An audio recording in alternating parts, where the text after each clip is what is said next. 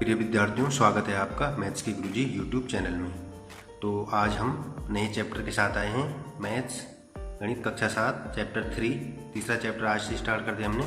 इसमें हम इस चैप्टर के बारे में थोड़ा इंट्रोडक्शन देंगे। ठीक है, चैप्टर का नाम है डाटा हैंडलिंग या आंकड़ों का प्रबंधन। ठीक है, तो डाटा का मतलब होता है आंकड़े, ठीक है, और हैंडलिंग का मतलब प्रबंधन या अरेंजमेंट। डाटों का हम क्या अरेंजमेंट करना हम से संबंधित क्वेश्चन हम इस चैप्टर में सीखेंगे। ठीक है, तो आपने देखा होगा डाटा क्या होता है। जैसे किसी क्लास में स्टूडेंट या किसी स्कूल में जैसे टोटल स्टूडेंट्स हैं तो 6 क्लास में कितने हैं, 7th में कितने, 8th में कितने, 9th 10th 11 12 जो भी क्लासेस है तो उनको हम क्या करते हैं अलग अलग भाग में डिवाइड करते हैं। ठीक है, तो वो क्या हो गया डाटा हो गया। स्टूडेंट्स एक क्लास में कितनी गर्ल्स है, कितने बॉयज़ हैं, तो वो क्या हो गया एक क्लास का एक डाटा हो गया स्टूडेंट्स का।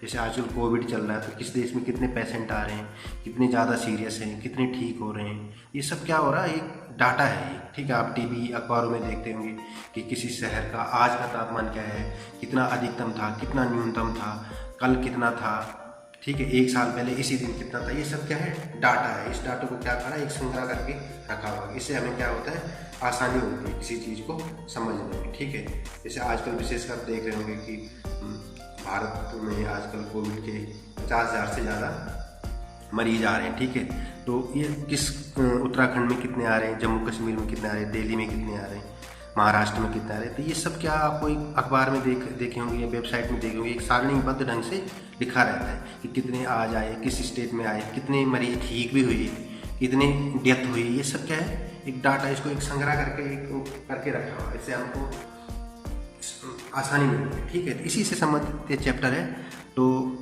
हम शुरू करते हैं। ठीक है, तो प्रिय विद्यार्थियों, अगर आप हमारे चैनल में नए हैं तो सब्सक्राइब करना ना भूलें और प्रेस कीजिए बेल आइकन को, जिससे आपको हमारी वीडियो का नोटिफिकेशन सबसे पहले समय समय पे मिलता रहे। तो इस चैप्टर से संबंधित जो टॉपिक हैं, सबसे पहले हम क्या करेंगे परिसर। परिसर मानी रेंज। ठीक है, हमें जैसे कोई डाटा दे रखा है, ठीक है, कोई हमें डाटा दे रखा है, जैसे 1 है, 3 है, 6 है, 9 है, ठीक है, और 10 है, 13 है, ये कोई हमें डाटा दे रखा है। इसका हम क्या करनी है रेंज निकालनी है। ठीक है, रेंज या परिसर। तो ये रेंज बराबर क्या होता है, ठीक है, सबसे बड़ी संख्या सबसे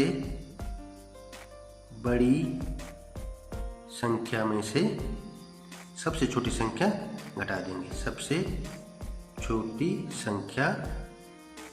ठीक है, तो ये क्या आ जाएगा रेंज आएगा। इस डाटा का क्या आ जाएगा ये रेंज आ जाएगा। तो ये क्या होगी सबसे बड़ी संख्या कौन सी है 13, सबसे छोटी संख्या क्या है 1, तो कितना होगा 13 1 तो 12, तो 12 मतलब इसका रेंज क्या हो गई 12 हो गई। ठीक है, बहुत आसान है। अगर रेंज से संबंधित क्वेश्चन आएंगे तो कोई डाटा दे रखा है तो इसकी रेंज क्या है, तो यह इससे संबंधित क्वेश्चन आएंगे तो सबसे बड़ी संख्या में से सबसे छोटी संख्या को माइनस कर देंगे, तो उसकी क्या हो गई रेंज या परिसर होगी। ठीक है, अब जो नेक्स्ट है वो क्या है माध्य। माध्य या मीन। ठीक है, तो माध्य का ये फॉर्मूला होता है माध्य बराबर सभी प्रेक्षणों का योग अपॉन प्रेक्षणों की संख्या। प्रेक्षण मतलब आंकड़े। ठीक है, तो अगर जैसे हमें कोई आंकड़े दे रखे हैं जैसे 2 4 6 और 8, ये कोई डाटा है, कोई आंकड़ा है, तो इसका हमें क्या निकालना है माध्य निकालना है। तो माध्य निकालने के लिए सभी प्रेक्षणों का योग मानी प्रेक्षण ये 1 2 3 4, ठीक है, इनका योग हो जाएगा। ठीक है, यहीं पे कर लेते हैं हम, जैसे 2 + 4 + 6 + 8 अपॉन प्रेक्षणों की संख्या। कितनी संख्या 1 2 3 4 अपॉन 4 हो जाएगा।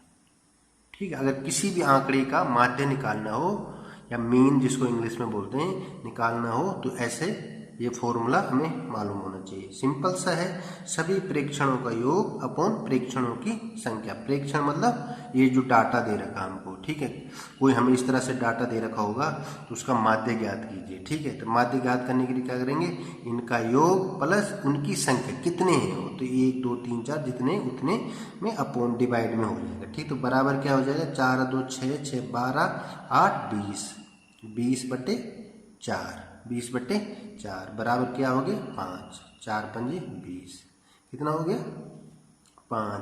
तो इनका माध्य क्या हो गया, इनका माध्य क्या हो गया 5। वैसे भी माध्य का मतलब देखिए यहाँ पे यहाँ पे आना चाहिए था ना 5, तो इस तरह से देखिए 2 4 बीच में, बीच माध्य में बीच मेन वाला, ठीक है। तो इस तरह से आपको इसको करना है। ये हो गया माध्य वाला। अब आइए नेक्स्ट, अब है हमारे पास नेक्स्ट इस माध्यक या मीडियन, ठीक है।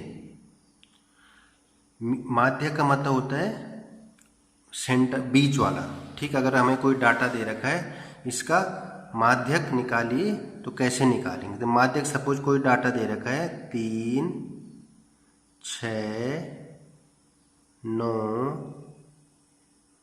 11 और 13, ठीक है। अगर ये हमें दे रखा है, इसका क्या निकालना है? माध्यक। माध्यक का मतलब वैसे होता है बीच का। माध्य शब्द से ही पता लग रहा है, माध्य के मंझला, बीच का, सेंटर का। तो कोई डाटा है, इस डाटे का सेंटर का हमें निकालना है, ठीक है।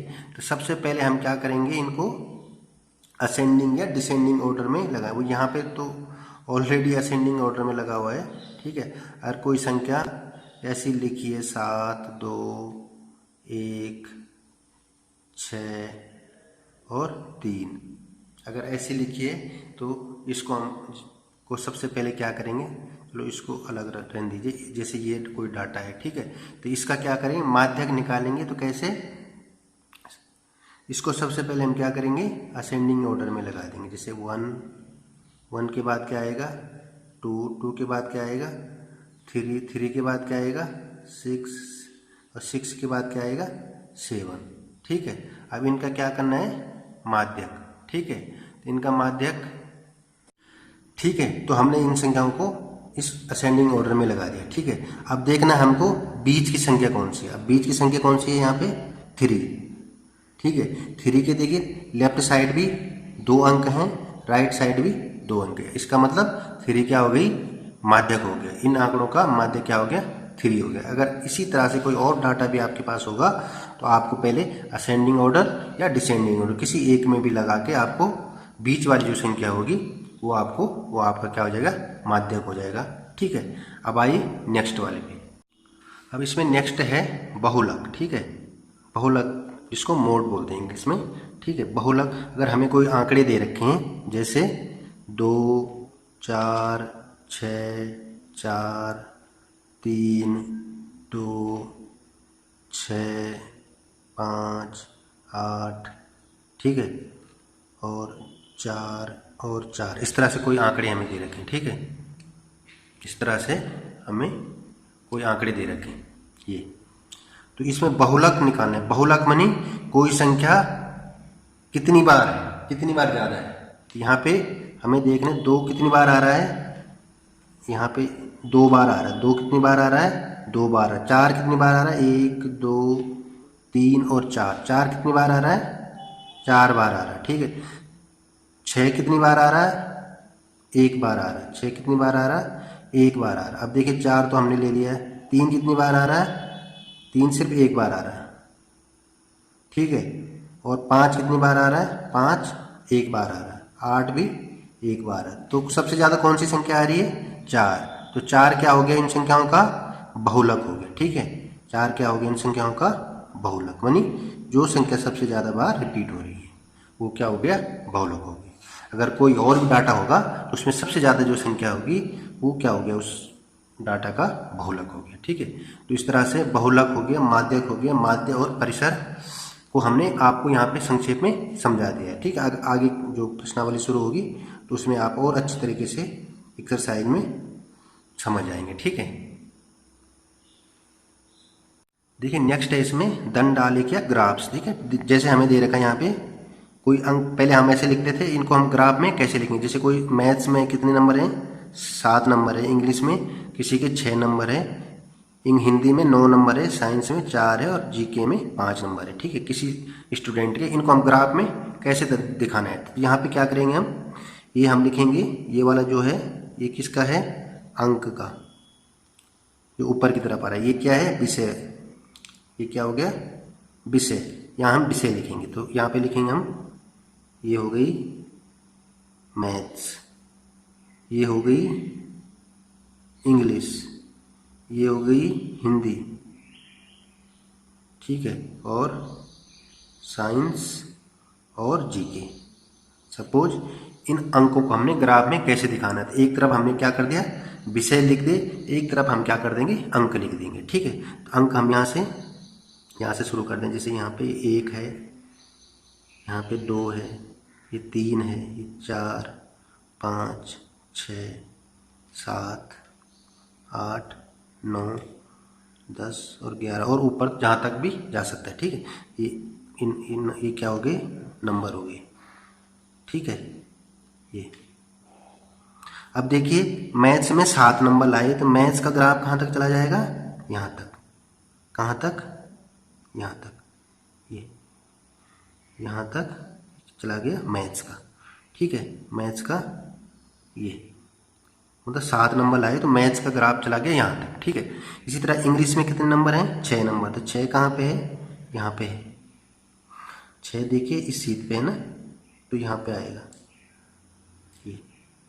ये क्या होगी, इंग्लिश की। अब हिंदी कहाँ पे है, 9 पे है, तो 9 किधर है, यहाँ पे है। ठीक है, ऐसे में यहाँ पे, तो यहाँ पे आइए, ये हो गया आपकी हिंदी की। ठीक है, जी साइंस में क्या है, 4, तो 4 कहाँ पे, यहाँ पे, 4 देखिए यहाँ पे। ठीक है, तो यहाँ पे आ जाएगा। और जीके में कितने, 5, 5 कहाँ पे, 4 के थोड़ा ऊपर, तो ये हो गया 5। ये इस तरह से ग्राफ में दर्शा के हम दिखा सकते हैं कि देखिए ग्राफ किसका सबसे ज़्यादा ऊपर जा रहा है, हिंदी का। तो क्योंकि हिंदी में क्या है, 9 नंबर है, सबसे ज़्यादा नंबर किसमें, हिंदी का ग्राफ सबसे ऊपर जा रहा है। ठीक है, इस तरह से आपने ग्राफ में जो डाटा है उसको कैसे अरेंजमेंट करना है, ये अभी आपने आगे सीखना है। ठीक है, इससे आप सीख गए होंगे कैसे कैसे डाटा को अरेंजमेंट करते हैं ग्राफ में। तो आज की वीडियो हम यहीं पे समाप्त कर रहे हैं। अब हम लेके आएंगे चैप्टर 3.1। ठीक है, 3.1 लेके आएंगे और उसमें आपको इससे संबंधित जो भी क्वेश्चन होंगे वो हम आपको समझाएंगे। ठीक है, तो आप इतना समझ गए होंगे जो हमने आज आपको पढ़ाया है।